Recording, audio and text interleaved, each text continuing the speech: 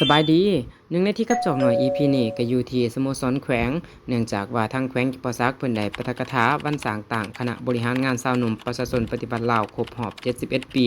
ที่ได้มีการนำเสนอหวนคืนมูลเสือโดยเน้นให้เห็นประวัติการกำเนิดเติบใหญ่และบทบาทสำคัญของชาวหนุ่มตั้งแต่ระยะต่อสู่ปลดปล่อยศาสตร์หาระยะพัฒนาประเทศศาสตร์พร้อมทั้งสะท้อนถึงผลงานที่โดดเด่นในระยะ5ปีที่ผ่านมาและกำหนดทิศทางพัฒนาเยาวชนในอนาคต